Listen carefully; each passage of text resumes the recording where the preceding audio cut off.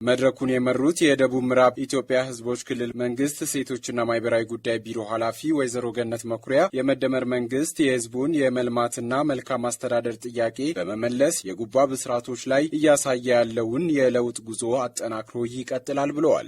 የጉባ ብስራት ብለን ከምናወራው አንዱ የኢትዮጵያ ሕዝብ የተባበረ ክንድ በሀገሩ አቅም በሀገሩ እውቀት በመታገዝ ድል የነሳነው የህዳሴ ግድብ ምረቃትና የተለያዩ ከዛ በላይ የሚሰሩ ግዙፍ ትላልቅ የኢትዮጵያን ወደ ከፍታ የሚመሩ ፕሮጀክቶች የተመሰሩበት ጊዜ ነበር። ይህ ጊዜ ለኢትዮጵያውያን አንገታቸውን ከፍ የሚያደርጉበት በዓለም መድረክ ላይ ኢትዮጵያ እውቅና ያገኘችበት የኢትዮጵያ ህዝብ ደግሞ ከተባበረ የማይችለው የማይንደው ተራራ እንደሌለ የታወቀበት ነው።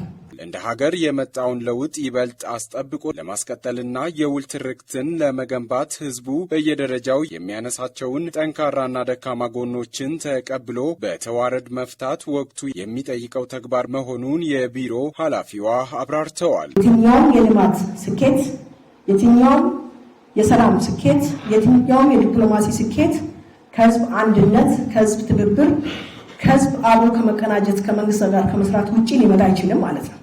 ይሄንን በማድረጋችን የመጡ ለውጦቻችንን የመጡ ስኬቶቻችንን የምንገመግምበትና የቀሩ ጉድለቶቻችንን በማየት ቀጣይ የምናቅድበት በጉባ ብስራት ላይ ደግሞ የተቀመጡ ተጨማሪ ግቦቻችንን የምናሳካበት ትልልቅ ፕሮጀክቶችን የምናበስርበትና የምንሰራበት ጊዜ እንደሆነ በደንብ አድርጎ የሚታይበት ወቅት ነው። ለውይይት የተዘጋጀውን ሰነድ በመንተራስ አስተያየት ከሰጡት የማሻ ከተማ ነዋሪዎች መካከል አቶ ብርሃኑ በቀለና አቶ ዘሪሁን ዘለቀ ከመደመር መንግስት ሀገሪቱ አንገቷን ቀና ያደረገች በመሆኑ ውጤቱ እንዳይቀለበስ ህዝቡን ደጀን አድርጎ መስራት ያስፈልጋል ብለዋል። አሁን እየመጣ ያለው ልማት መንግስትን በኢኮኖሚ ላይ እያሳየ ያለው ትልቅ ለውጥ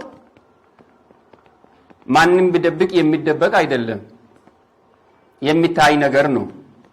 እንደ ሀገር ያለውን ለውጥ ከኛም አልፎ የአፍሪካ ሀገራትም የዓለም ሀገራትም አደንቆት የተቀበለው ነው። እኛም በአይናችን እያየን እየኖርንበት ያለንበት ነው። በክልሉና በአካባቢው ላይ ያሉትንና የተመዘገቡትን ለውጥ በተጨባጭ አይተናል ያሉት አስተያየት ሰጪዎቹ ጅምር እየቀሩ ያሉትን ፕሮጀክት በተመለከተ መንግስት ትኩረት እንዲሰጥበት ጠይቀዋል። ዶፍ ዝናብ እየዘነበ ቤታቸውን አፍርሶ ንብረታቸውን አንስቶ ካበቁ በኋላ ዛሬ መንገዱ መቼ እንደሚጀመር መቼ እንደሚሰራ የሚታወቅ ነገር የለም። ዛሬ መንገዱ የማይሰራ ከሆነ የወንድሞቻችን ቤት ማስፈረስና በዝናብ እንዲበሰብሱ ልጆቻቸው እንዲሰቃዩ እነሱ እንዲሰቃዩ ማድረግ ለምን አስፈለገ? እንደ ህዝብ ለመስራትም ለመልማትም ለመለወጥም ዝግጁ የማይሆን ህዝብ አይደለም ያለው። ግን እኔ አሁንም ኮሜንት ማድረግ የምፈልገው መሪዎቻችን ተጨንቆ ሊመሩ ይገባል። በቃ የሆነ ነገር መጨመር መቻል አለባቸው በተቋማቸው ላይ። እንደዛም ማውቀውና እንደተለምዶ ገብቶ ሰዓት አስፈርሞ የሚወጣ ከሆነ ባለጉዳይ ያስተናገደ ውሎ የሚመለስ ከሆነ ምንም ለውጥ አይመጣም። 70 ዓመት ይመራ።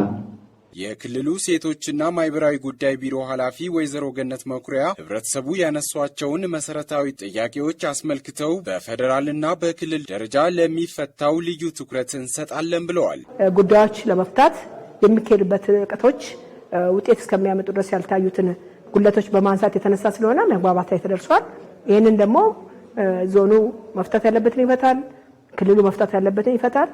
መፍታት ደግሞ የማይችላቸውን ከሱ በላይ ሆነትን ደግሞ ከሚመለከተው ከፌደራል ተቋማት ጋር በመነጋገር የህዝብ ጥያቄዎች ቶሎ የሚመለሱበት ሁኔታ የሚያመቻችበት ሁኔታ ይፈጥራል የሚል ሀሳብ ነው ያለኝ።